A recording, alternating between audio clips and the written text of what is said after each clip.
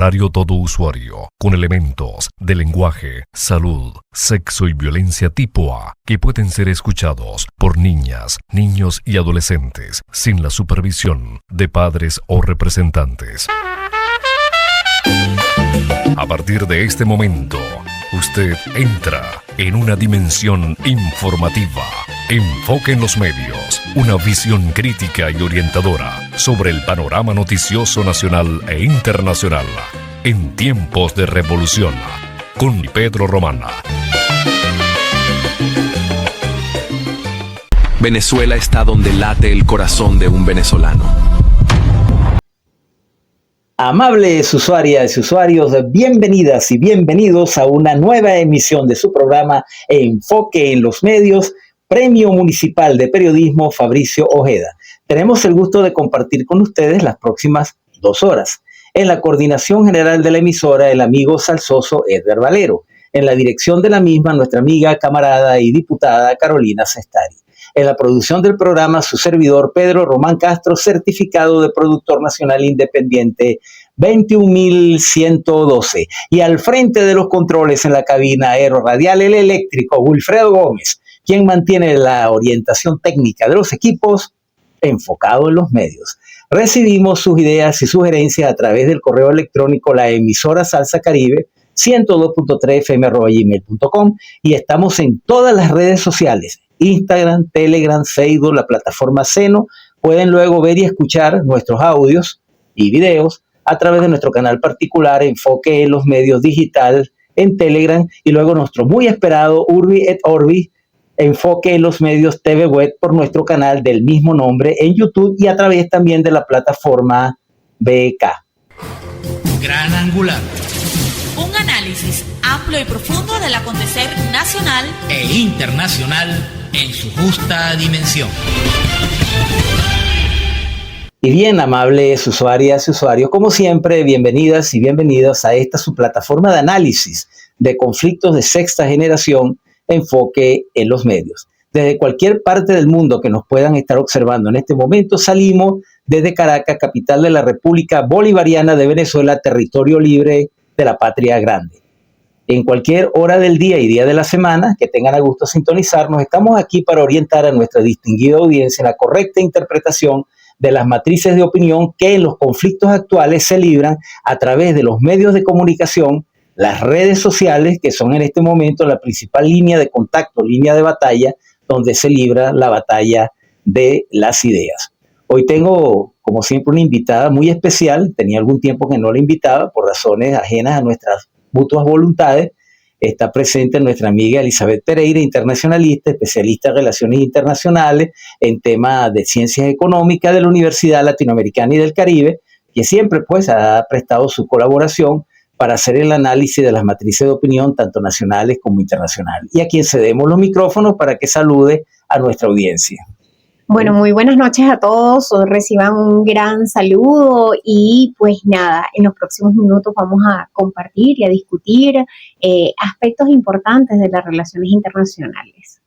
Bien, entonces ahora pues vamos a leer algunas informaciones del acontecer nacional e internacional, porque en esta batalla de ideas siempre manejar las correctas matrices es fundamental. Hoy abrimos con algunas informaciones relativas al presidente constitucional de la República Bolivariana de Venezuela, Nicolás Maduro Moros, que entregó la primera tonelada de oro de este año 2025 al Banco Central de Venezuela, hecha por la clase obrera de este sector como parte de las acciones que se implementan para incrementar las reservas de la nación. Así lo dio a conocer durante la clausura de la Expo Metal 2025, que fue un evento de gran éxito que se realizó en la región de Guayana, y el lanzamiento del motor minero. Abro comillas, ya Venezuela está haciendo con los cánones internacionales más estrictos los lingotes para su reserva nacional e internacional, para su desarrollo con su propio oro, y procedo a entregarle una tonelada de lingotes de oro a la reserva del Banco Central de Venezuela, hecho por la clase obrera minera. Nadie nos podrá detener, resaltó el jefe de Estado. Luego, en el podcast de este programa podrán ver las imágenes de la entrega de ese lingote de oro que efectuó nuestro primer mandatario. Más adelante, el presidente señaló: me reuní con el gabinete ministerial en el Salón Néstor Kirchner del Palacio de Miraflores donde llevamos a cabo una exitosa jornada de trabajo. En ella revisamos el avance del sistema de autogobierno que se consolida en el territorio nacional, impulsado desde las comunas y con el respaldo del Estado venezolano. El país vive un momento óptimo para fortalecer su estructura política, económica, ideológica e integral. Por lo tanto, debemos seguir creciendo, ya que esta es la base para la construcción del verdadero poder de la nación. Hagamos el curso de la política revolucionaria en su etapa avanzada. Luego, en otra parte, la vicepresidenta ejecutiva del Cielo, Irna Rodríguez Gómez, resaltó la participación de más de 30 países en la Expo Metal 2025. Subrayó que el 45% de la economía mundial está relacionada con el sector minero.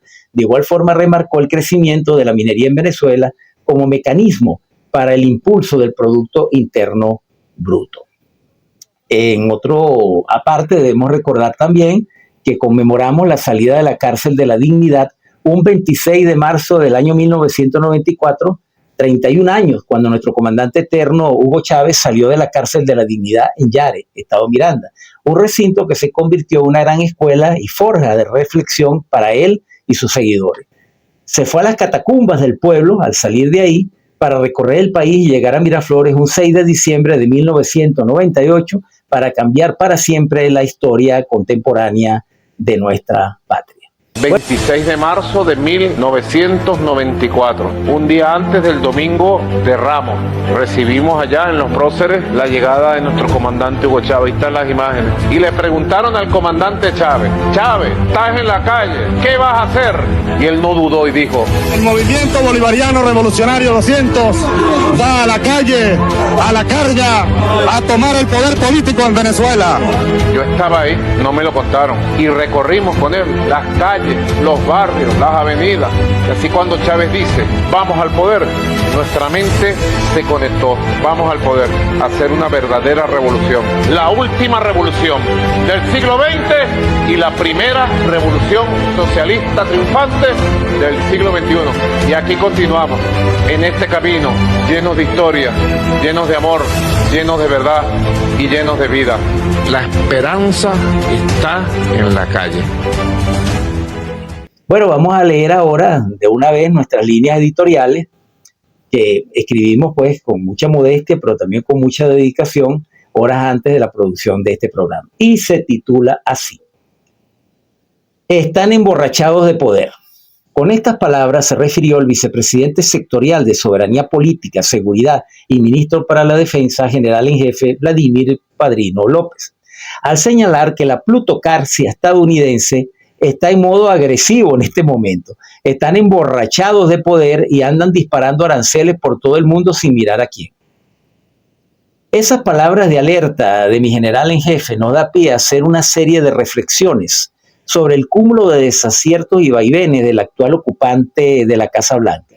Desde el 20 de enero, cuando por desgracia del mundo juró su cargo en el estrafalario personaje de ese sainete en que se ha convertido la política norteamericana, pero que por desgracia también ha contagiado a una buena parte de la dirigencia del mundo, donde impera el genocida modelo capitalista, globalista, neoliberal, no nos hemos dejado de sorprender de la retahíla de acciones, cada cual más torpe y arbitraria que la anterior que ha venido ejecutando.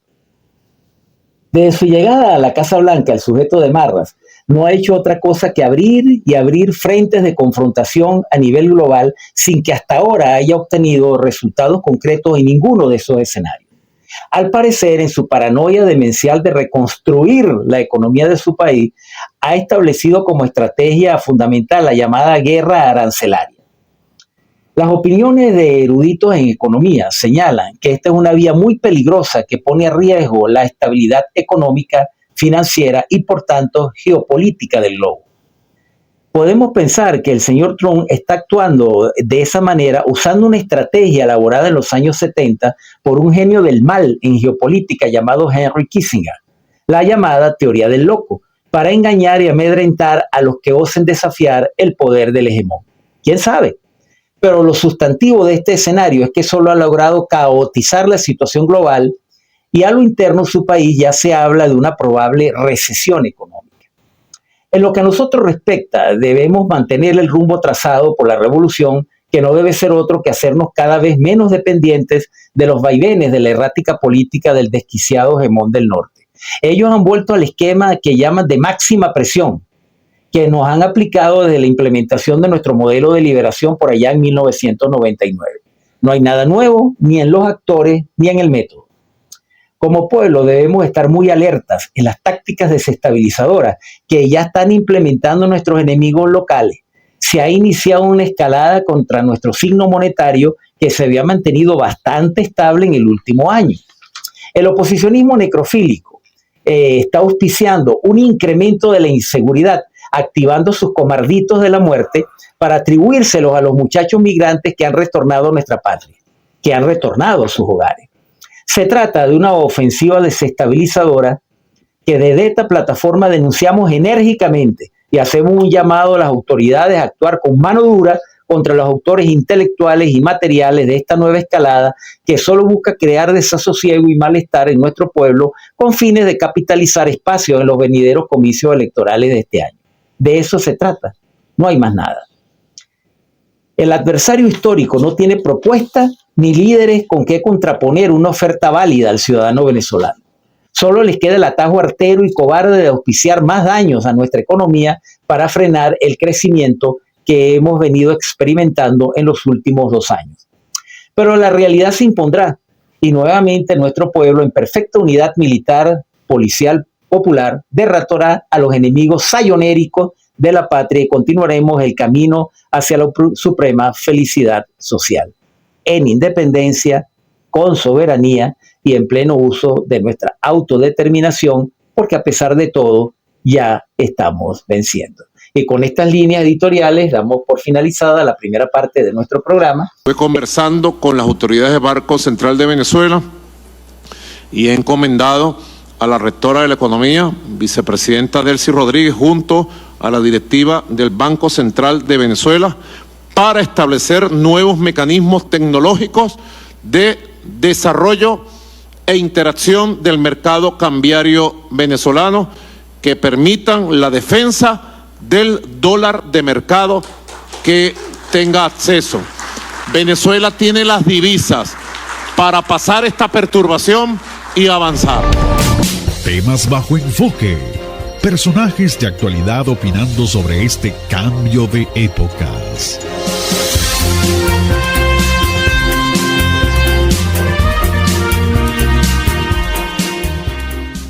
Venezuela está donde late el corazón de un venezolano. Que el Heydrich de Marcos Rubio se llama Nayib Bukele. Eso de tomar seres humanos y llevarlos contra su voluntad a tierras extrañas, a tierras extranjeras, inició muy temprano en la Alemania nazi. Y empezaron, por supuesto, por los comunistas. Después se ensañaron con personas con algún tipo de discapacidad. Aprobaron una ley donde mencionaban que las personas con discapacidad eran personas con una vida que no merece ser vivida. Empezaron a ser llevados salvajemente y arrojados a los campos de concentración. Cuando Julio Borges decía que la migración venezolana era una plaga, es exactamente lo mismo que la ley de la Alemania nazi, que las personas con discapacidad no merecían vivir. Si tú dices que una nacionalidad es razón suficiente para que seas perseguido, atacado, secuestrado, maltratado, bulliado, estás haciendo exactamente lo mismo que hizo Raymond Heydrich con los judíos en Checoslovaquia, exactamente lo mismo que hizo Adolf Hitler con los judíos, con los comunistas, con los gitanos, con los homosexuales y con las personas con discapacidad. Es exactamente lo mismo. Apelando además a una ley que la misma justicia estadounidense en este momento la tiene bloqueada. Que el carnicero de Nayib Bukele está protagonizando uno de los eventos más espantosos, más deleznables y más vergonzosos que haya conocido la historia de América. Prestar su territorio para que se instalen campos de concentración donde personas que solamente han cometido el delito de ser venezolanos y ser venezolanas están siendo llevados a la llamada cárcel de máxima seguridad. Eso no es una cárcel, es un campo de concentración y nuestros hermanos y nuestras hermanas no tienen ninguna razón para estar allí. Están secuestrados por Marco Rubio, están secuestrados por Nayib Bukele. Y bien, amables usuarias y usuarios, continuamos con su programa Enfoque en los Medios a través de Radio Salsa Caribe 102.3 FM, donde la salsa vive y hacemos revolución, recordándoles que pueden sintonizarnos Urbi et Orbi en cualquier parte del mundo a través de nuestras redes sociales, Instagram, Telegram, Facebook, la plataforma Seno, y a través de nuestro podcast Enfoque en los Medios TV Web y Enfoque en los Medios Podcast por la red DK. Luego, en las próximas semanas, estaremos también saliendo en vivo a través de alguna aplicación que estamos haciendo ya los experimentos tecnológicos correspondientes para dar ese paso tan importante, para incidir más en el mundo de las redes sociales, que como dije en introducción, es donde se libran los combates de sexta generación. Bueno, como señalé en la parte inicial del programa, tenemos una invitada muy especial, a quien quisiera yo tener como moderadora permanente de este espacio, nuestra amiga Isabel Pereira, profesora universitaria, analista internacional, directora de Ciencias Económicas y Sociales de la Universidad Latinoamericana y del Caribe, asesora en negocios y negociaciones internacionales.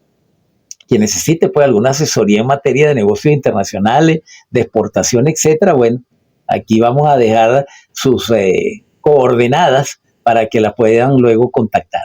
Bueno, Elizabeth, pero ya le diste el saludo a nuestros oyentes. Y bueno, uno de los temas fundamentales que creo que debemos tocar hoy para abrir fuego en el análisis nacional e internacional es esta violación al orden jurídico internacional, porque una de las lecturas que debemos hacer frente a la agresión a nuestros connacionales en los Estados Unidos, que ahora han sido secuestrados en El Salvador, técnicamente son unos desaparecidos. Están desaparecidos porque se sabe dónde están, pero no tenemos ni siquiera la lista de los nombres y la ficha de los cargos de los cuales supuestamente han sido acusados. Entonces, técnicamente lo que son unos desaparecidos forzosos. Eso se llama desaparición forzosa a la que están sometidos nuestros nacionales. Pero esto ocurre en el marco o como consecuencia del quebrantamiento del orden jurídico tanto en los Estados Unidos como en el estamento jurídico internacional. Se ha quebrantado el debido proceso, la Declaración Universal de los Derechos Humanos y el Pacto Mundial para una Migración Segura, Ordenada y Regular, por citar solo algunos de los instrumentos que han sido quebrantados. Los acuerdos que rige, por ejemplo, la Interpol sobre el trato que se debe dar a personas acusadas por algún delito. Entonces, bueno, sería importante que con tus conocimientos en materia de política internacional, relaciones internacionales, ahondaran un poco más sobre la gravedad de este escenario en el que nos estamos enfrentando una vez que el señor Donald Trump, a quien aquí siempre repito, muy respetuosamente, yo lo llamo el cabeza de estropajo, nos gustaría que aclarara esta situación tan grave que se está presentando en el orden jurídico internacional, que no es nuevo, lo están aplicando en el mundo entero, pero ahora nos tocó nuestra ración a nosotros los venezolanos. Elizabeth. Bueno, así es. No es solamente, digamos, la violación del orden jurídico internacional, sino la violación de derechos fundamentales de los ciudadanos venezolanos que pues fueron trasladados arbitrariamente, pero bajo el acuerdo y la aceptación de otro gobierno que ha decidido también violar los derechos humanos de los ciudadanos venezolanos. Es decir, en términos sencillos, nosotros estaremos hablando de una doble estigmatización. Estamos hablando de la estigmatización por parte de los Estados Unidos y también estamos hablando entonces de la estigmatización de lo malentendido como tercer estado. Un tercer estado o el acuerdo con un tercer estado para recibir condenados, óigase bien, para recibir condenados, que no es el caso de los ciudadanos venezolanos. Correcto. Se produce pues también con el acuerdo, con la notificación al estado de origen. Entonces, acá además tenemos que agregar, ¿verdad?, la violación de los derechos, o más bien la discriminación de los ciudadanos venezolanos por razón de nacionalidad y por razón de origen. Pero ciertamente hay otras situaciones a destacar en este caso. Lo primero es decir que estos ciudadanos que están detenidos, pues en la mayoría de los casos, en la totalidad de los casos, no han sido objeto de un juicio del debido proceso en los Estados Unidos y por lo tanto, pues Venezuela no está al tanto, su país de origen no está al tanto. Lo segundo a decir en esto es que en el caso de la asistencia consular, que era lo que tú te referías, y la razón de ser de las embajadas y de los consulados en el exterior, independientemente de que no se tengan relaciones diplomáticas, pues también ha sido realmente violado. Y que pues así como se han abierto espacios de diálogo para establecer los acuerdos para recibir de nuevo a nuestros hermanos acá en Venezuela, pues este procedimiento hacia El Salvador no debió ser la excepción en ese marco. Entonces, esa excepción debidamente deliberada es lo que nos llama la atención. Pero esta situación se agrava con la visita ayer de la secretaria de los Estados Unidos para llegar y verificar el estado de la violación de los derechos humanos de esos ciudadanos que están allí, ¿no? Y pues sus declaraciones deben llamarnos mucho la atención porque sus declaraciones son en tono amenazante para el resto de los migrantes del mundo que dicen, bueno, mira, esto es lo que les espera si ustedes entran de manera ilegal a los Estados Unidos. Lo más triste de esta situación, o lo incongruente, lo incoherente, ¿verdad?, es que en países en la región que otrora se preocuparon por el debido proceso, como Colombia y como Brasil, no han dicho absolutamente nada de la violación de los derechos de los ciudadanos venezolanos en esas cárceles. Ni la ONU, ni la OEA, ni la Organización de Migración Internacional, etcétera, etcétera, etcétera. Lo más delicado de este asunto es que hemos visto declaraciones recogidas en fuentes serias en la prensa internacional de que este es un espacio que ni siquiera está, presto para recibir mujeres, razón por la cual las mujeres venezolanas que fueron enviadas arbitraria y legalmente a El Salvador, al campo de concentración conocido como SECOT, en El Salvador, pues no pudieron ser recibidas porque esa cárcel, ese campo de concentración no está apto. Imagínate tú. Es únicamente para población masculina. Sí, señor. Pero fíjate, además de las violaciones que nosotros hemos indicado, de los instrumentos que tú señalaste, la Carta de las Naciones Unidas, etcétera, hay unas cuantas más que nosotros podemos destacar. Está el Pacto Internacional de los Derechos Civiles y Políticos. Les leo brevemente el artículo 9.1, nadie puede ser sometido a detención arbitraria. El 9.4, toda persona detenida tiene derecho a recurrir ante un tribunal. El 10.1, toda persona privada de libertad será tratada humanamente, etcétera. Les estoy leyendo solamente el extracto más importante. Correcto, ¿okay? Sí, por supuesto que estos artículos son muchísimo más amplios. El 14 que dice que se garantiza el derecho al juicio justo. De la Convención Americana de los Derechos Humanos, que nosotros no tendríamos por qué citarla porque nosotros no somos miembros ni de la OEA ni de esa convención, pero como es tan defendida por los paladines del respeto a los derechos humanos en la región, pues ellos tampoco la han invocado. Y El Salvador sí es signataria de Sí, señor. Entonces dice en la Convención Americana de los Derechos Humanos, en el artículo 5.2, 5, numeral 2, ustedes me entienden, se prohíbe la tortura y los tratos inhumanos y degradantes. El 7.3, nadie puede ser sometido a detención arbitraria. El 8, se garantiza valga la repetición, las garantías judiciales y el debido proceso. Y el 25, el derecho al recurso judicial efectivo. Entonces así podemos ir una por una. La Convención de la Tortura y otros tratos y penas crueles e inhumanas y degradantes también. Los artículos 1, 2.2 y 11 han sido violados. La Convención Internacional sobre la Eliminación de todas formas de discriminación, pues también en su artículo número 5 no podemos discriminar a nadie por la razón de su origen. La Convención Internacional sobre la Protección de los Derechos de todos los trabajadores migratorios, pues ni hablar, ha sido sumamente vilipendiada, violada a raíz de este suceso, y no solamente vinculado al trato en el tema de la prisión de los venezolanos en El Salvador, sino por las condiciones previas en los Estados Unidos. Luego está el 16.6, que prohíbe otra vez la detención arbitraria, el 17.1, es decir, todas las convenciones vuelven a retomar unas a otras con fuerza lo que son principios generales, ¿no? Para proteger a los ciudadanos en sus derechos humanos. La Declaración Universal de los Derechos Humanos que la mencionaste, importante precisar que se violan los artículos 3, 5 y 9, pero fundamentalmente, pues como estos no son ciudadanos propiamente reos, es decir, no son ciudadanos condenados, es importante destacar las reglas mínimas de las Naciones Unidas para el tratamiento de los reclusos, que son conocidas como las reglas de Mandela. Y en este sentido, fíjate que hay muchos países en la región, como por ejemplo Costa Rica, que es un abanderado de la defensa de estas reglas, pues tampoco le hemos escuchado decir absolutamente nada, ¿no?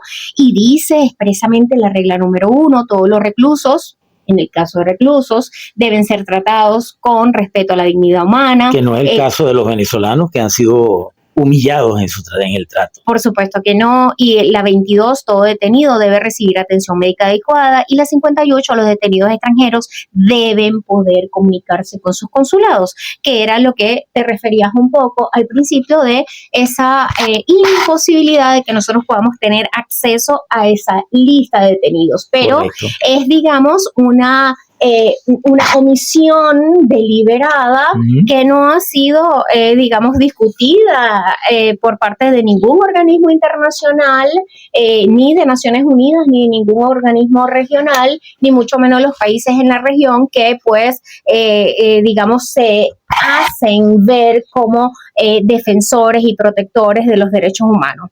Pero, digamos, esta larga lista de convenciones violadas no termina acá. Vamos a dejarlo para seguirla leyendo en el próximo negro, porque me gusta que hagamos un análisis exhaustivo, que no dejemos nada fuera de lo que se ha violado en este caso. Y aquellos que pueden estar pensando, bueno, pero es que Venezuela y El Salvador no tienen relaciones diplomáticas, entonces ¿cómo se va a resolver el problema consular? Bueno, es que las relaciones internacionales, cuando están rotas entre dos países, siempre queda un país que sirve de mediador y que sirve de representación en estos casos del país que se ve afectado, en este caso Venezuela. Es decir, la argumentación de que no hay forma de establecer una relación diplomática o un trato diplomático a los venezolanos en El Salvador es falsa, porque siempre va a existir esa posibilidad en el orden jurídico internacional, y creo que lo aclaremos después cuando retornemos. Y seguimos en sintonía de Enfoque en los Medios.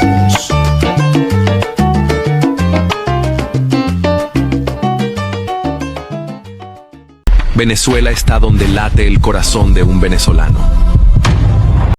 ¿Quiénes dijeron que la migración venezolana era una plaga? ¿Quiénes dijeron que eran de entrar de agua? ¿Quiénes pidieron estas medidas contra la migración venezolana? Ustedes saben quién las pidió. Es una narrativa que se parece a la narrativa de los nazis contra los judíos, con el secuestro de estos jóvenes trabajadores venezolanos y su envío humillante, esposados, y luego su recibimiento humillante, siendo muchachos trabajadores. No tiene nombre. Eso se llama crueldad, injusticia. Es un acto bochornoso y cruel de desaparición forzada y de secuestro. Un comité de familiares de los venezolanos secuestrados en campos de concentración en El Salvador han entrado en contacto con importantes bufetes de abogados, defensores de derechos humanos de El Salvador, y ya esos abogados van a accionar en la parte legal mientras nosotros actuamos en la parte diplomática para lograr el objetivo de liberar a estos muchachos, de liberar a estos jóvenes. Y desde Venezuela exigimos al gobierno de Estados Unidos que cese en su persecución, en su violación de los derechos de los migrantes nobles y trabajadores. No descansaremos hasta que estos muchachos inocentes regresen a Venezuela. Amables usuarias y usuarios, continuamos con su programa Enfoque en los Medios a través de Radio Salsa Caribe 102.3 FM, donde la salsa vive y hacemos revolución, recordándoles que pueden sintonizarnos Urbi et Orbi a cualquier hora, en cualquier día de la semana, en el mundo entero, a través de nuestro podcast Enfoque en los Medios TV Web, por nuestro canal del mismo nombre en YouTube y a través de la plataforma Beca. Bueno, Elizabeth, me gustaría que completáramos el análisis sobre el alcance de la violación que ha hecho Estados Unidos del orden jurídico internacional con el secuestro de nuestros compatriotas detenidos en El Salvador. Entonces me gustaría que continuáramos este importante análisis que lo dejamos pues, por falta de tiempo en el negro anterior. Bueno, fíjate, lo primero, lo más importante a resaltar en el caso de los instrumentos que ya mencionamos es que El Salvador es signatario de absolutamente todos y cada uno de ellos. En el caso de Estados Unidos, bueno, hay sus diferenciaciones de los que firma y de los que no firma, pero fíjate, vale la pena mencionar como punto final de esta lista que nosotros intentamos hacer, es que también ha habido, en el caso de que alguno de los ciudadanos que estuvieran allí, porque estamos trabajando bajo un supuesto, fuesen ciudadanos condenados. Entonces, para eso hay una convención, que es la Convención de Traslado de Personas Condenadas, en las cuales, por supuesto, están obligadas las partes a ser debidamente notificadas. Pero como según toda la información que se maneja y según el accionar de los Estados Unidos, no sería el caso, porque el mero forma como se produjo, todo el proceso, pues indica claramente que esto no ha sido así. Y no ha sido así porque ya vimos que el fiscal general de la República también se ha pronunciado en relación a este tema, pero además Venezuela ha intentado acciones legales en territorio de El Salvador para la defensa y protección de los ciudadanos. Pero, para cerrar la idea de la convención, antes de irnos a las acciones que ha implementado el Estado venezolano, fundamentalmente el artículo 2, el artículo 3, el artículo 4, ¿verdad?, de la información, de la obligación de la información, de obtener información de los detenidos, y el artículo 9 de los efectos del traslado de la condena. Es decir, yo te estoy trasladando para que tú cumplas la condena o bien en tu estado de origen o bien en un tercer estado bajo acuerdo, pero bueno, tenemos que estar notificados, tenemos que invocar los acuerdos de asistencia mutua, etcétera, asistencia legal mutua. Correcto. Tenemos que, pues, informar a los tribunales respectivos, etcétera, de cómo va a ser el proceso a los ministerios públicos respectivos, a los ministerios, en este caso el nuestro, de Interior y Justicia, cuándo se va a producir el traslado, quién acompaña, si la Interpol acompaña al detenido, etcétera, etcétera, etcétera, ¿no? Entonces, bueno, ese no es el caso. Lo que sí es que este asunto, como habíamos dicho antes, implicó que Venezuela tomara acciones legales y sigue tomando acciones legales respectivas, pero en Estados Unidos también hemos visto la confrontación con el tema de los jueces federales y Correcto. La posibilidad de que esto vaya al Supremo. Ayer vimos que la decisión preliminar ha sido reiterar que no deben producirse las deportaciones de ciudadanos venezolanos en las condiciones en las que se han producido. Correcto. Y que además, algo muy importante que quiero compartir con tus oyentes, que es el hecho de que no puede invocarse la ley de enemigos extranjeros para seguir deportando ciudadanos venezolanos. Yo quiero decirles y aprovechar tu espacio para decirle a todos los ciudadanos venezolanos dentro y fuera del país que esta ley del enemigo extranjero no es más que una declaratoria de guerra contra ciertos ciudadanos por su origen, y en este caso muy desafortunado, contra los ciudadanos venezolanos. Entonces, migrar, en todo caso, nosotros debemos hacernos eco en este programa y en todos los espacios de que migrar no es un delito, y que por tanto, pues nosotros debemos apoyar todas las acciones que tiendan a regularizar esta situación, a que nosotros obtengamos información y, por supuesto, a lograr que nuestros hermanos vuelvan a casa debidamente protegidos. Y hago también mías las palabras del viceministro de Atención al Migrante Venezolano, de que es el momento de volver, es el momento de que consideremos retornar bajo la figura del retorno seguro que garantiza el gobierno a través de nuestra misión vuelta a la patria, para que entonces, digamos, esto no sea otro caso, o nuestras situaciones en el exterior no pueda ser reportado como, digamos, otra violación de nuestros derechos humanos, otras deportaciones, otra desaparición forzosa de nuestros hermanos. Bueno, entonces cerramos, aunque este tema da para mucho más y posiblemente tengamos que hacer, Elizabeth, otros programas sobre la materia en la medida que se vayan desarrollando los acontecimientos, pero me gustaría ya de una vez entrar en el segundo tema, que es esta situación que lo plantea en las líneas editoriales, que es la guerra arancelaria como estrategia de hegemonía imperial. Desde el 20 de enero, el presidente Trump anunció que una de las principales armas en esta guerra difusa de dominación global sería la llamada guerra arancelaria. Hay muchas opiniones sobre la aplicabilidad de este tipo de medidas y sus consecuencias. Casi todas son pesimistas sobre los resultados o efectos que este tipo de medidas tienen para el libre comercio entre las naciones. Pero tú que eres especialista en comercio internacional, me gustaría que evaluaras la gravedad de usar los aranceles como un arma militar, como un arma geopolítica contra las naciones. Bueno, creo que mejor dicho, imposible. Y vamos a tomar tu frase muy bien estructurada con la profundidad que tiene para desarrollar este análisis. Es que fíjate, justamente el tema es que los Estados Unidos ha tomado esta política comercial que ha desarrollado basada en aranceles agresivos y en aranceles muy altos, justamente para cambiar la voluntad de los estados en temas no estrictamente comerciales. Correcto. Me explico. Están siendo utilizados los aranceles con fines políticos, con fines militares, y por supuesto que no podemos dejar de decir que en esto no solamente es altamente peligroso para las relaciones económicas internacionales, sino que implica una volatilidad en el comercio internacional, genera incertidumbre y pues también afecta a ciertos indicadores del comercio internacional.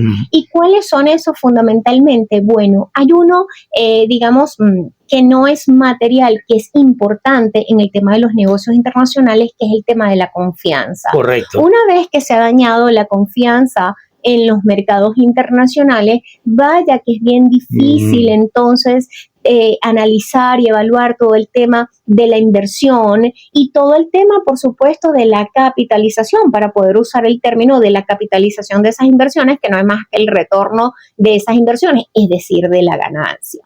Entonces, lo fundamental acá es entender que detrás de esta agresiva política están pasando dos cosas. Un neoliberalismo que está bien entredicho con estas acciones altamente proteccionistas y un capitalismo que, viendo aranceles tan altos, debe cuestionarse sobre su sobrevivencia. Y que esto no ha sido de gratis, esto ha sido gracias, por supuesto, a políticas muy bien estructuradas de desdolarización, a políticas muy bien estructuradas en el mundo multipolar que han desafiado, pero en términos reales y en términos concretos, la hegemonía del dólar. Y todo este tema, lo que quiero es llevar a los oyentes a que entendamos que aparejado a ese primer asunto está el segundo asunto, que es el asunto interno. Estados Unidos está ahora mismo enfrentando, dicen algunos expertos, un déficit de unos 7,000 billones de dólares en su economía, y entonces requiere que el dólar se revalorice, ¿okay? Que haya una revaluación del dólar, que lo que implica es que entonces todas estas medidas están siendo tomadas para que vengan a producir, o para que vayan, mejor dicho, a producir a los Estados Unidos de modo tal de producir su supuesta reindustrialización. Una reindustrialización que va a costar entonces la reorientación de los flujos del comercio internacional. Ahora, ¿qué es lo esperado? Lo esperado es que los países que se han sometido a estas medidas puedan muy rápidamente relocalizar su producción y relocalizar ese flujo de comercio de modo tal de no verse afectado. Porque ¿Qué es lo que pasa? Y es lo que apunta al fondo de tu pregunta. Es que muchos de estos aranceles están dirigidos a golpear sectores económicos sensibles de los cuales muchas de las economías dependen. Por ejemplo, en el caso venezolano, pues decir que van a imponer aranceles del 25% a quienes compren el petróleo venezolano, pues no solamente significa, digamos, alienta a la contraparte a no comprar el petróleo venezolano, sino a tomar, digamos, una redirección en el mercado petrolero internacional. Pero ese es el tema de la próxima pregunta. Pero eso está muy lejos de ocurrir en el caso venezolano, ¿sabes? Porque pues el petróleo subió un poco de precio y además de eso nosotros tenemos otros mercados en la mira, que por supuesto eso lo vamos a desarrollar en el próximo segmento porque ya para se nos agotó. Bueno, debemos recordar el martirio de Monseñor Arnulfo Romero el 24 de marzo de 1980, cuando, siendo un domingo de Ramos, entró un asesino a donde estaba dando la misa y lo asesinó a tiros. La canción de Rubén Blades, que dice que nunca se supo quién era el asesino, no, sí se supo. Fue el coronel Domingo de Abuzón, que era el fundador del partido Arena. Por cierto, partido que estaba respaldado por los entonces gobiernos de Venezuela, y el embajador de Venezuela en El Salvador era Leopoldo Castillo, que nosotros denominamos el Matacura, y el adjunto, o sea, el secretario de la embajada era el señor Edmundo González Urrutia. Ahí están las responsabilidades de la muerte de este santo, de este hombre extraordinario como fue Arnulfo Romero. Y seguimos en sintonía de Enfoque en los Medios.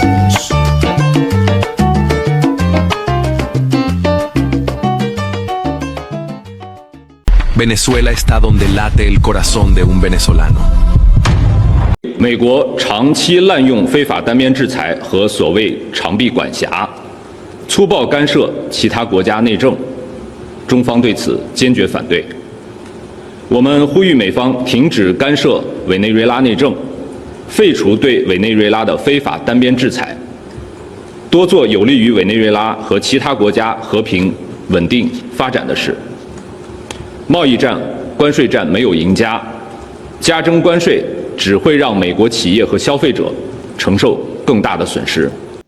Y bien, amables usuarias y usuarios, continuamos con su programa Enfoque en los Medios a través de Radio Salsa Caribe 102.3, donde la salsa vive y hacemos revolución. En los micrófonos, su servidor, Pedro Román Castro, certificado de productor nacional independiente 21112. Y como invitado muy especial, nuestra amiga Elizabeth Pereira, con quien estamos tocando el tema de actualidad, como es el caso de nuestros conciudadanos secuestrados en El Salvador, y también la guerra arancelaria que nos quiere aplicar el señor Donald Trump, mejor conocido en lo bajo fondo como el cabeza de estropajo, y con quien nos quiere hacer daño, porque todo esto son acciones de carácter político punitivo, usarla como venimos desarrollando, las sanciones, eso que llaman medidas coercitivas unilaterales, que nosotros llamamos agresiones coercitivos unilaterales, y ahora el tema arancelario. Bueno, nos quedó pendiente, Elizabeth, en el tema anterior, lo comenzamos a tocar, esta ampliación de las sanciones contra Venezuela con el arancel del 25%.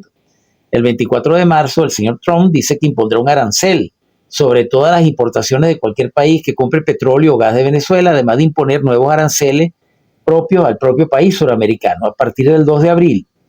Ya la hermana nación china ha manifestado su oposición a este tipo de agresión económica, y también el gobierno ibérico, que se ha visto afectado por sus intereses en Repsol, en la plataforma de exploración petrolera, nuestra zona de exploración petrolera conocida como la faja petrolífera del Orinoco, Hugo Chávez Frías. Bueno, de acuerdo a la legislación internacional, es ilegal la aplicación de este tipo de medidas, y nos gustaría conocer tu apreciación sobre la real posibilidad de la aplicabilidad de esta modalidad de lo que se denomina aranceles secundarios. ¿Tu opinión? Bueno, fíjate, eso está directamente vinculado con lo que ya veníamos conversando. Correcto, sí.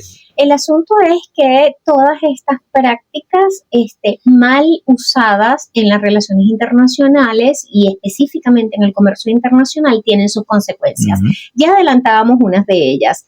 Distinto de lo que se pensaba, esto hizo que el petróleo pues repuntara. Correcto. El petróleo aumentó y el siguiente efecto de esto es que los mercados, por supuesto, tomen sus medidas. ¿Y quién es el mercado? Bueno, el oferente y el demandante. Claro, por supuesto. Entonces, no podemos cambiar de la noche a la mañana la demanda, sobre todo en un producto como energía, sobre todo con un producto como el petrolero. Entonces, esto lo que significa a la larga es que hay una reorientación, como hemos insistido en la idea anterior, pero que fundamentalmente en el caso de Venezuela, esto implica recolocar la producción petrolera. Obviamente. Los pronósticos de este año son de crecimiento para el sector petrolero y son de crecimiento para el sector petroquímico y en general de toda la industria petrolera del país. Eso no está determinado por una medida coercitiva unilateral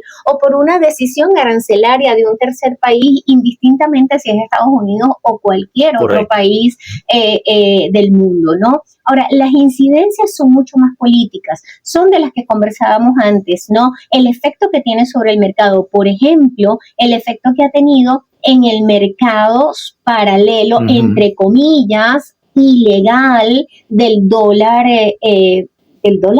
paralelo, ¿no? Y es que esto, por supuesto, está unido a esa estrategia política desesperada que incluye varios flancos, que nosotros los conocemos muy bien, que es una repetición también de políticas ya intentadas en nuestro país, o de estrategias, mejor dicho, porque esto está muy lejos de la política. Que ya las conocemos, por cierto. Que también las conocemos. Entonces, ¿qué hemos de esperar en el caso de Chevron? Bueno, hacer lectura de lo que están pensando y de lo que están haciendo otras empresas en el sector petrolero. Y es que, sin duda alguna, Epson ha dicho que en el caso, por ejemplo, de producirse algún tema con la seguridad, ellos adicionalmente van a dejar de producir en la región que pues también has mencionado, que es en el mar territorial por delimitar en el caso de Venezuela. ¿Y eso qué le está diciendo Chevron? Le está diciendo, bueno, en todo caso, la reorientación de esa producción tenemos que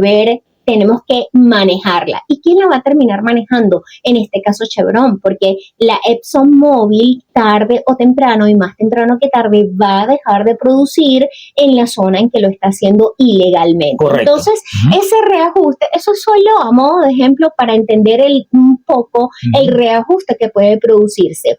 Lo otro importante mencionar en el caso de los aranceles secundarios es que generalmente son inefectivos porque el efecto puede ser inmediato, pero es inviable mantenerlos porque el principal afectado con los aranceles es el consumidor estadounidense. Correcto. Y tarde o temprano la situación económica de los Estados Unidos, económicas, financieras y de su propio comercio internacional va a ver los efectos de este tipo de medidas. Correcto. Ahora mismo lo que hemos visto son 2 meses de, digamos, de agresión arancelaria, de presión arancelaria, pero, digamos, en el mercado estadounidense vamos a empezar a ver esos efectos muy pronto. Bueno, fíjate que en este caso me hace recordar la frase de Mahatma Gandhi, que decía que si peleábamos ojo por ojo, diente por diente, nos íbamos a quedar sin ojo y sin diente. En el caso de la guerra arancelaria es que se afecta el comercio mundial, porque si cada país va a retaliar al otro con, retaliación, valga la redundancia, de carácter arancelario, pues a la final se paraliza el comercio mundial. Dejaría de establecerse el flujo comercial entre las naciones y se afectaría de manera global toda la economía.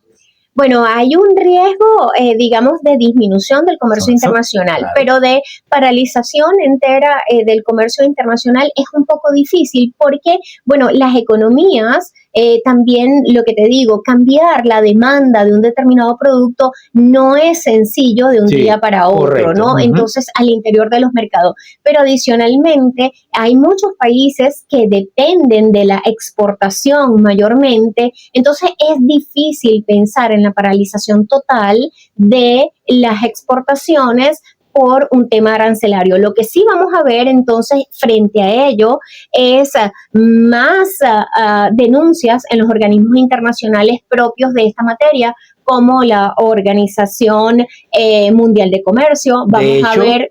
Estados Unidos acaba de anunciar, lo estamos viendo en vivo en este momento nuestra aliada RT. Reuters anuncia: Estados Unidos suspende sus contribuciones financieras a la Organización Mundial del Comercio. Claro, es que esto se entrelaza con una estrategia de política internacional mucho más amplia que pudiéramos también desarrollar, que es el tema del socavamiento de toda la institucionalidad internacional. Sabemos que la institucionalidad internacional ha venido respondiendo también a los intereses hegemónicos y a los intereses neoliberales. Eso lo entendemos. Sí. Pero, digamos, esta disminución del financiamiento o retirarse de organizaciones internacionales, como lo ha venido haciendo el presidente Donald Trump desde que asumió el mandato, lo que nos habla también es de, digamos, esa intención expresa del gobierno estadounidense de reafirmar su hegemonía, pero ya más desde el punto de vista individual. Entonces, hay una descolectivización de la toma de decisiones en función de los grandes problemas de la política mundial, que tiene que llamarnos también a reflexionar, porque allí sí entonces toma fuerza tu opinión en relación a la retaliación. Vamos a tener un gran retaliador internacional que pues va a ir con la zanahoria y el garrote, pero redimensionado en el siglo XXI a, digamos, intentar imponer no su voluntad, sino su hegemonía, que es lo que ha perdido. Todas estas acciones nos hablan de una pérdida de hegemonía de los Estados Unidos. Y que no se va a detener. Son acciones desesperadas que a mi juicio no va a dar el resultado esperado. Estados Unidos está equivocando el camino. Debería ser un camino de cooperación con las naciones crecientes del mundo, con las economías crecientes, y tendría buena posibilidad de seguir manteniendo una buena posición de intercambio, pero mientras que pretenda imponer su hegemonía a través de su decadencia, pues lo que va a crear, como lo dije inicialmente, abrir demasiado frente sin resolver ninguno. Bueno, estamos llegando al final de este tercer segmento de entrevista. Y seguimos en sintonía de Enfoque en los Medios.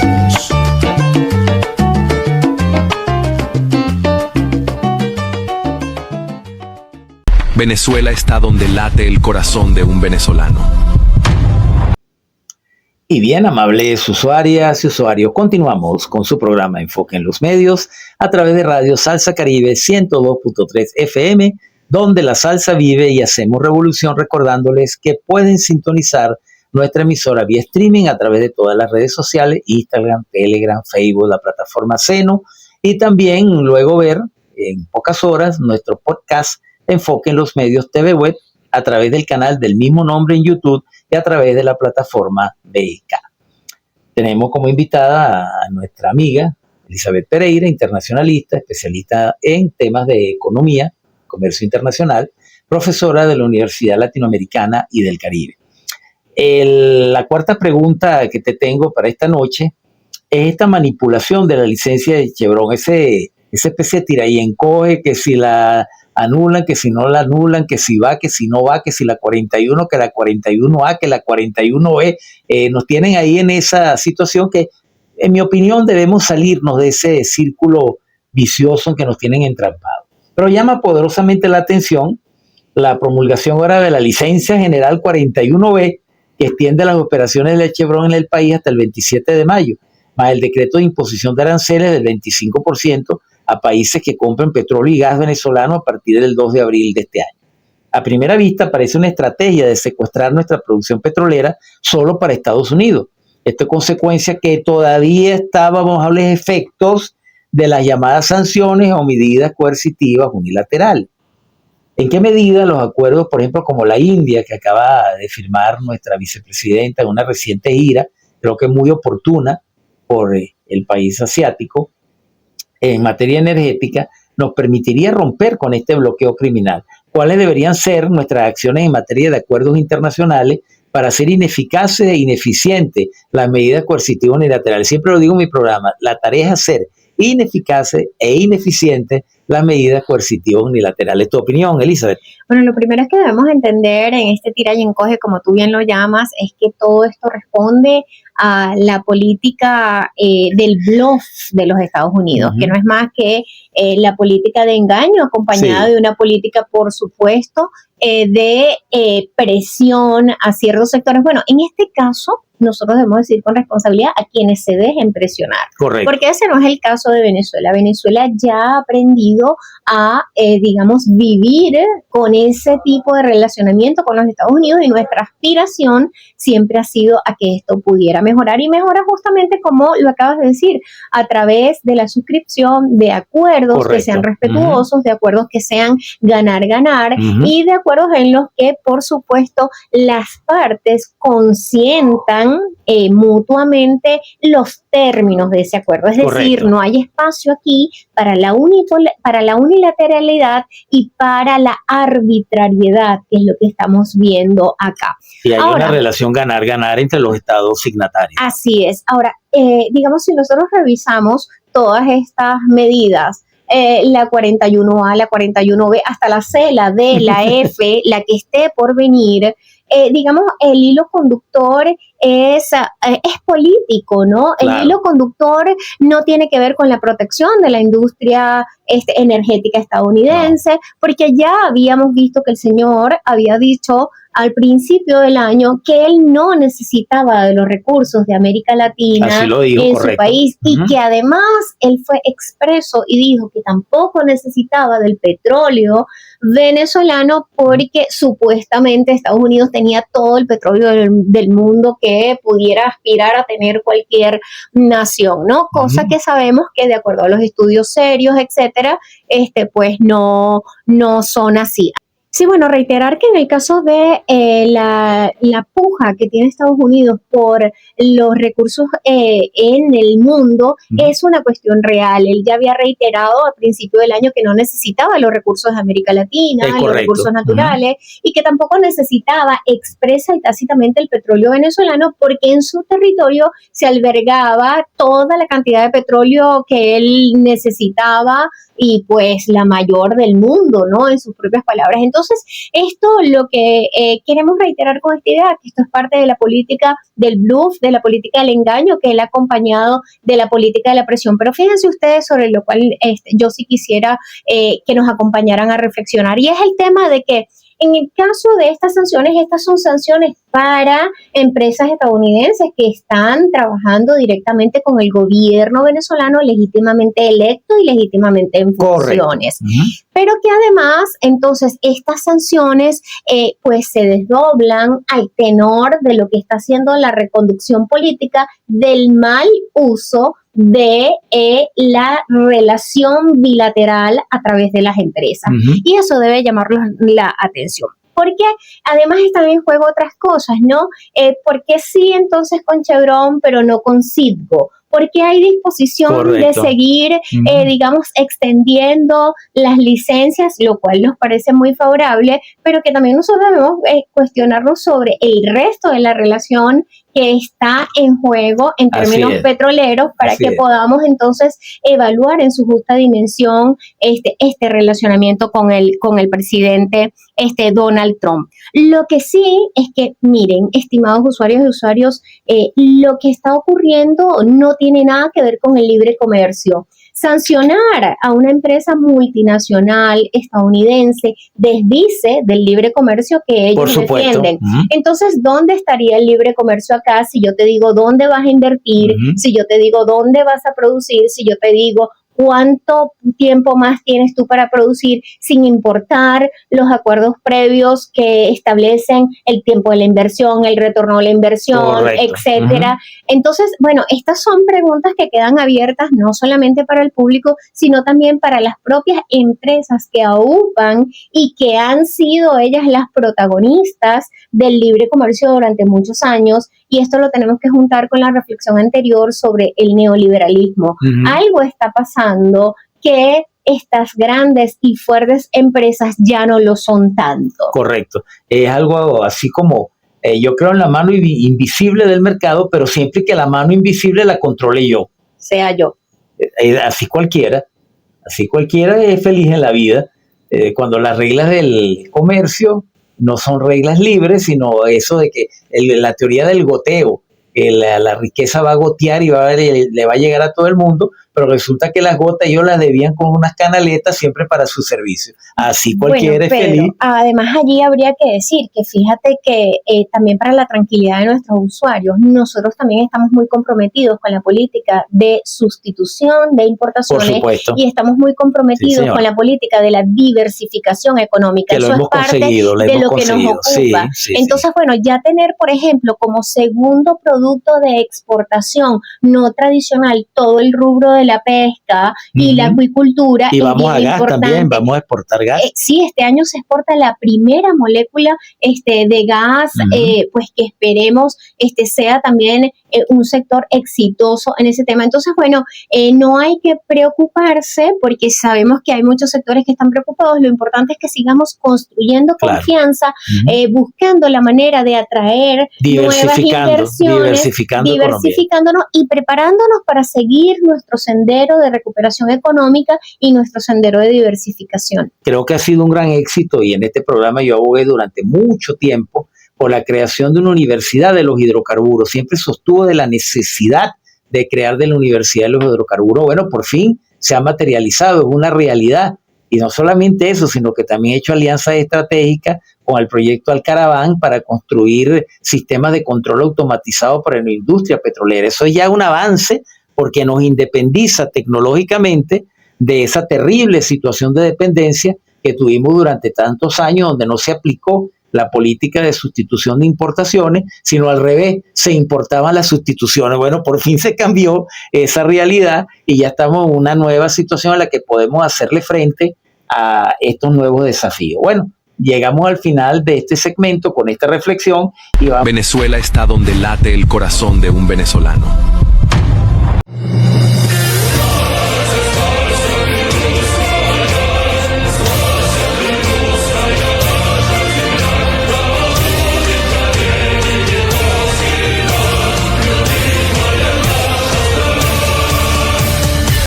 Y bien, amables usuarias y usuarios, continuamos con su programa Enfoque en los Medios a través de Radio Salsa Caribe 102.3 FM, donde la salsa vive y hacemos revolución. Y luego pueden ver nuestro podcast en las próximas horas a través de nuestro canal Enfoque en los Medios TV Web por YouTube.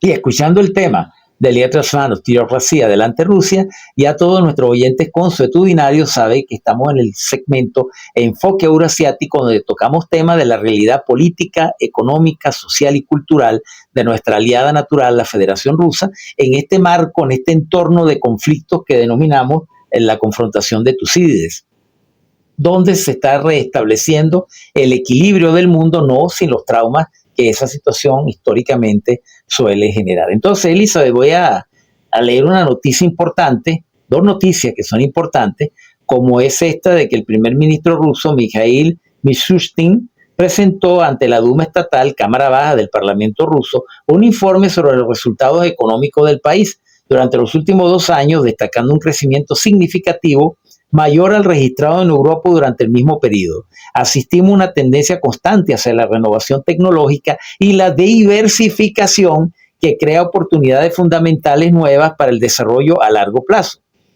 Mishustin agregó que estas transformaciones estructurales no solo han garantizado la estabilidad macroeconómica en el periodo actual, sino que también han formado una base sólida para resolver tareas estratégicas a escala nacional, al tiempo que han aumentado la resistencia del presupuesto federal frente a los desafíos externos. En su discurso, el primer ministro subrayó el contraste entre la dinámica de la economía rusa y la situación en Europa, donde según él, varios países se enfrentan a una recesión en toda la regla, mostrando valores negativos de los principales indicadores económicos. En 2 años, el crecimiento de la economía nacional ha superado en casi 6 veces al europeo, manifestó. Entonces, es interesante, Elizabeth, esto de que un país en guerra, un país que tiene 17.000 sanciones por encima, Estados Unidos y la Unión Europea le han lanzado 17.000 sanciones y está en pleno crecimiento económico, tiene pleno abastecimiento de productos, no hay inflación, hay pleno empleo, hay buenos salarios, es decir, ahí hay que tener en cuenta lo que esta nación ha soportado y la capacidad que tiene la Federación Rusa de hacerle frente a una situación estando en guerra. Es difícil que un país en guerra pueda tener una situación económica flotante y sin embargo la tiene. Me gustaría un análisis rápido y sucinto sobre este escenario tan peculiar que representa la Federación Rusa. Bueno, eso es clave para que nosotros podamos entender que las medidas coercitivas unilaterales sí se superan, que las medidas coercitivas unilaterales están allí y que las decisiones de los países y las estrategias de los países la inutilizan. Correcto. En este caso, una de las formas que ha adoptado Rusia para inutilizarla es justamente la diversificación de sus socios comerciales y su diversificación económica. Lo que nosotros estamos haciendo también. Así es, justamente lo que nosotros intentamos hacer. Y es que escuchábamos también el año pasado, a finales del año, el balance tan detallado que hacía el presidente Putin de la jornada del año y de las perspectivas para este año, y pues lo que se espera es justamente que esa tendencia que tú has mencionado se siga manteniendo, sobre todo porque en el tema del gas, por tan solo citar un ejemplo, Rusia logró reubicar esas exportaciones de gas muy rápidamente, lo cual no ha hecho Europa. Europa todavía está buscando quién pueda suplir el gas, y uno de esas potenciales vendedores de gas, por supuesto, que es Venezuela, pero al tiempo que sigan con el tema de sobreponer lo político por encima de las relaciones respetuosas, amistosas, ganar, pues van a seguir teniendo esas dificultades y van a seguir viéndose disminuidas en el ranking internacional, porque no solamente Rusia, en el análisis también tendríamos que incorporar la ventaja que está tomando la India la economía mundial.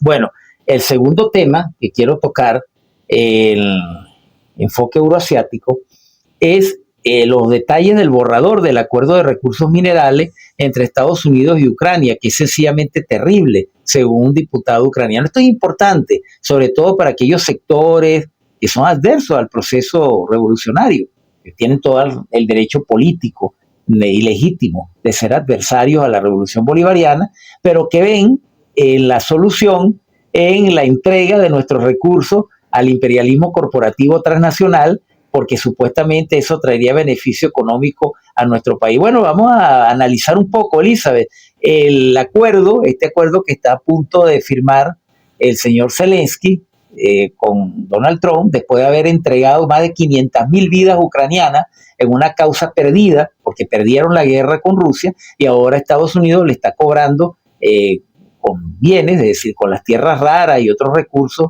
de Ucrania, este préstamo de $200.000 millones. Dice, el nuevo proyecto de acuerdo entre Kiev y Washington abarca todos los recursos minerales, incluido el petróleo, el gas natural, y es muy desventajoso para Ucrania, según escribe el legislador ucraniano Yaroslav Shelesniak en su cuenta de Telegram. Según el diputado, que asegura haber recibido este miércoles una copia de funcionarios gubernamentales ucranianos, se trata de 58 páginas fechadas en el 23 de marzo, supuestamente recibida de la parte estadounidense en calidad de nuevo proyecto de acuerdo sobre combustibles fósiles. El texto que he visto es sencillamente terrible, señala el funcionario. Todos los 18 capítulos, esto ya no es un memorándum marco de intenciones, lo que era antes de la escandalosa reunión en el despacho Oval, ¿se acuerda? Donde Trump, abofeteó a Zelensky, pasó coleto en la alfombra del Salón Oval de la Casa Blanca, lo ridiculizó por servil, y no voy a utilizar el otro término que es común, pero que empieza por jala. Bueno, Más adelante señala el diputado y expresó la esperanza de que el gobierno ucraniano exige y consiga cambios significativos en el borrador. Y voy a leer brevemente lo que él señala como los aspectos negativos.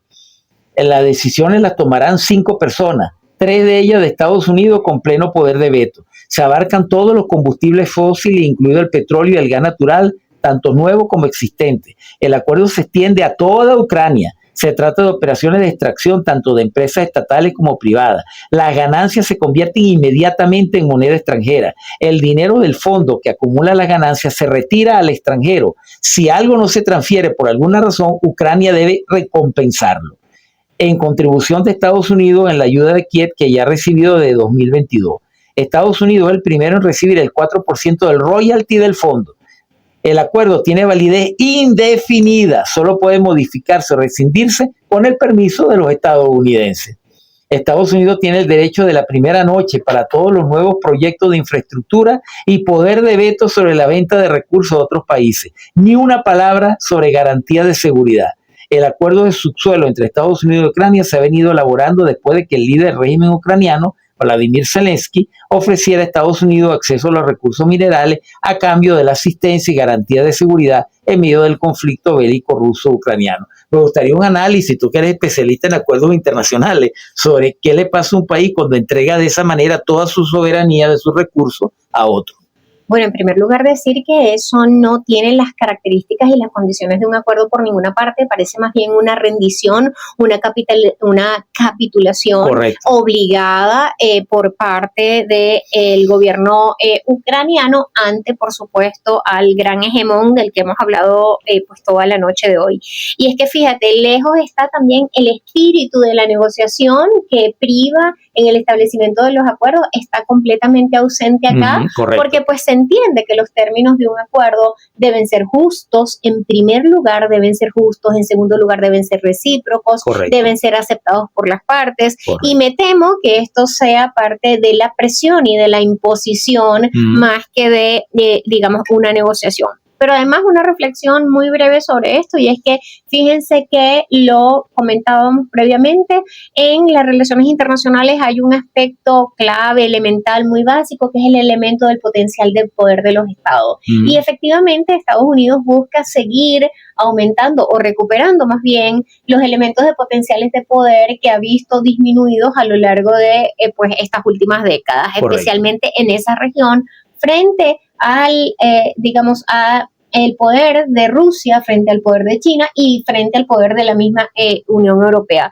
Y algo importante a destacar también, fíjense ustedes, vuelve entonces a relucir el elemento petróleo y vuelve a relucir el elemento gas. Entonces, esto está dejando muy mal parado al presidente Donald Trump, quien ha dicho que no necesita de los recursos petroleros de nadie porque en su país él tiene suficiente petróleo, ¿no? Entonces, bueno, es tomar nota de todo este asunto e incorporar acá brevemente el tema tecnológico, esa gran disputa tecnológica. Ahorita estamos viendo, Pedro, estas guerras comerciales por elementos muy puntuales del relacionamiento económico internacional, es decir, por commodities, los estamos viendo por mercancía, ¿verdad? Por el petróleo, etcétera, etcétera. Pero esto trasciende el tema de las tierras raras, trasciende o transversaliza, mejor dicho, una guerra latente que es la guerra tecnológica frente a China y frente a la misma Unión Europea, quien ha dicho el día de ayer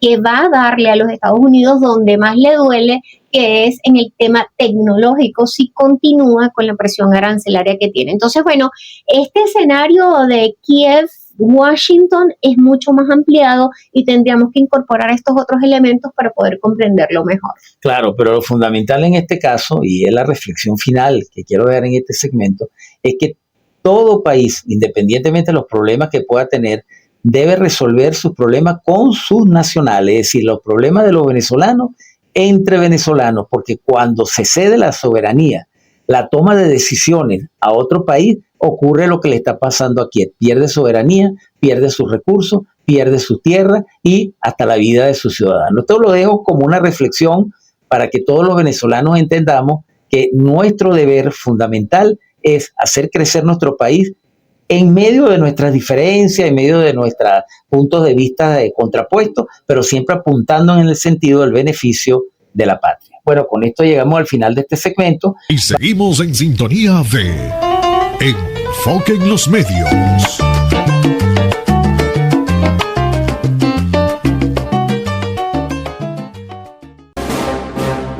El socialismo contraataca. La conciencia colectiva forjada por las mujeres y los hombres de la nueva patria grande, latinoamericana. Venezuela está donde late el corazón de un venezolano. Y bien, amables usuarias y usuarias, estamos ya en el segmento final de entrevistas y de análisis, el socialismo contraataca. Como siempre le digo a mis oyentes en este segmento final, me gusta dejar una reflexión a nuestro oyente, la inicié en el segmento anterior, de que siempre los venezolanos debemos trabajar en función de la unidad nacional, manteniendo 3 principios que son fundamentales y que siempre lo menciona nuestro presidente constitucional, como es la independencia, la soberanía y la autodeterminación. Son 3 elementos esenciales. En ese marco de mantener esos 3 principios, nosotros podemos resolver todos nuestros problemas y apuntar todos en la misma dirección, en el crecimiento de nuestro país. Entonces, la última pregunta que te tengo aquí en el tintero es esta gira del señor Marco Rubio. Siempre me confundo un poco con el nombre de el representante del gobierno republicano de Trump, quien viajará a Jamaica, donde se reunirá con los representantes de Trinidad y Tobago y Barbados, y luego viajará a Guyana y Surinam, con quienes pretende estrechar vínculos en materia energética. Ojo con esto. Los objetivos reales de la gira de Rubio por estas naciones del Caribe persigue el objetivo de poner freno al programa sanitario de Cuba, esa cooperación extraordinaria que ha tenido la nación cubana con su ejército de médicos de batas blancas, ayudando a la salud de los países de América Latina, y el golpe a la cooperación de estos países con Venezuela en el marco del Acuerdo de San José, es decir, de Petrocaribe. Desde hace casi 2 décadas que este programa se ha mantenido. No hay que perder de vista los objetivos y el alcance de esta gira en el marco de una ofensiva agresiva contra nuestro proceso revolucionario. Nos gustaría conocer tu opinión, Elizabeth, sobre esta gira y sobre los alcances de esta nueva ofensiva, en eso que llaman de máxima presión contra nuestros intereses. Bueno, fíjate que el canciller ha dicho que Petrocaribe sigue vigente, que claro, Petrocaribe sigue en funcionamiento. Y esto, fíjate, en el marco de la contradicción que hemos venido destacando a lo largo de estas horas que llevamos conversando, nos seguimos preguntando si es cierto entonces eso de que Estados Unidos tiene todo el petróleo que quiere y que en realidad no le importan los recursos de la región, lo cual no es cierto. Ahora, no es cierto porque esta estrategia de penetración, nueva penetración en el Caribe específicamente, no podemos olvidar que esta gira está precedida por la primera gira de Marco Rubio, específicamente a Panamá. Entonces, este elemento comercial, que también ha sido el hilo conductor de nuestra conversación el día de hoy, pues debe seguirnos, alertando sobre los pasos que está dando Estados Unidos en la región. Y es que definitivamente Estados Unidos necesita acercarse a la región, para reafirmar su papel hegemónico en la región, que supuestamente dice tener, pero que no está midiendo el nivel de las inversiones de China, de Rusia, de India en la región, que pues han desplazado por completo las inversiones estadounidenses. Así ¿no? es, correcto. Entonces, eso es una de las principales preocupaciones que hay detrás de esta gira de Marco Rubio. Y desde luego, por supuesto, el tema de Venezuela. Ahora, mi preocupación va un poco más allá del tema comercial y del tema energético. Yo estaría bastante preocupada y no quisiera pensar que esta gira tiene que ver con la posibilidad de tener más Guantánamos en la región y con la posibilidad de tener más Secots en la región, ¿no? Eso me preocuparía porque hay una concepción mercantil detrás del tratamiento inhumano a correcto, los detenidos, a los migrantes detenidos en los correcto. Estados Unidos. Entonces yo estaría, digamos, un poco preocupada por ese aspecto. Venezuela es un actor natural, es un actor importante dentro de la región, y que el equilibrio de la región no puede entenderse geopolíticamente hablando Correcto. sin el elemento energético que aporta Venezuela a la región. Así y que, es, como eso es correcto. sabemos, este año va a seguir creciendo, ¿no? Y retomar, digamos, la integración ha sido parte del esfuerzo de Venezuela, no solamente en los últimos años, sino en los últimos 60 años, ¿no? Entonces, creo que va a tenerla, digamos, un poco complejo los Estados Unidos, porque además todas y cada una de nuestras economías está involucrada, está atendiendo sus problemas internos, sobre todo frente a la posibilidad que han indicado algunos organismos internacionales que nos vamos a, digamos, detallar, que es el hecho de que la economía mundial puede estar ralentizándose y que, pues, entonces esto significa que nosotros nos preocupemos más. Ahora, si evaluamos estos países visitados, lo que tenemos que decir es que al ser estas pequeñas economías y al ser estas islas, es decir, economías que dependen o economías insulares que están directamente afectadas por todo el tema del cambio climático, pues difícilmente van a tener tiempo ellas para dedicarse a seguirle la corriente a los vaivenes de la política norteamericana, aunque no podemos desestimar la influencia norteamericana no en se puede ellos. desestimar escenarios. Claro, entonces lo que sí es que ellos van a estar, digamos, muy ocupados frente a las evaluaciones de políticas y estrategias para seguir saliendo adelante. Bueno, fíjate, cuando tocaste el tema carcelario, debemos recordar que en Estados Unidos hace muchos años que se privatizó el sistema carcelario. Son muy pocas las cárceles que se llaman federales, que dependen directamente del gobierno central o de los gobiernos estadales. La mayoría son centros penitenciarios regidos por empresas privadas que han hecho del negocio de mantener presos una gran industria, que genera miles de millones de dólares al año. Entonces el señor Bukele entró en ese mismo, digamos, papel, se industrializó para combatir un problema, que eso será tema de otro programa, Elizabeth, porque el tema es complejo, que es usar las bandas criminales como un elemento político para forzar a los pueblos a que acepten cualquier tipo de gobierno con tal de que le den seguridad. Ese uso o instrumentalización de las bandas criminales para lograr objetivos políticos, lo que también han querido y quieren hacer en Venezuela el oposicionismo necrofílico. Oye, pero ese es tema para otro programa. Así es, pero no puedo, digamos, dejar pasar la oportunidad para dejarles a la audiencia también otra reflexión. Es poco creíble pensar que el gobierno de los Estados Unidos, la primera potencia del mundo en materia militar y en materia de seguridad, aluda al Tren de Aragua sin hacerle nosotros acá desde este espacio apología al delito, claro, que aluda al Tren de Aragua como una amenaza a su seguridad, cuando pues ellos tienen los medios, las formas, etcétera, de neutralizarlo, inclusive antes de llegar a territorio estadounidense, mucho más dentro del territorio estadounidense. Entonces, bueno, es para reflexionar en realidad si eso es una amenaza creíble o no creíble, que es parte de lo que manejamos en los temas de negociación. Y complementando ya para cerrar, es curioso que nunca el gobierno de los Estados Unidos consideró el cartel de Cali, el cartel de Medellín, el cartel de Sinaloa, el cartel de Jalisco, vieja y nueva generación, amenaza a la seguridad de los Estados Unidos. Yo nunca oí que los calificaran de esa manera. Decían combatir el narcotráfico,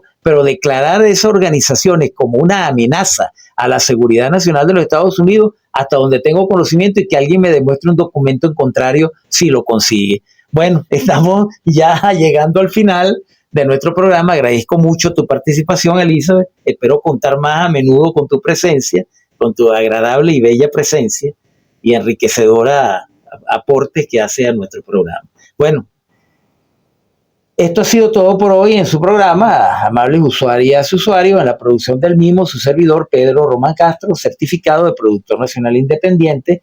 En la producción musical del programa, nuestra amiga, camarada y diputada Carolina Cestari y el amigo Salsoso. Éter Valero, en la producción del mismo, su servidor Pedro Román Castro, certificado de productor nacional independiente 21112.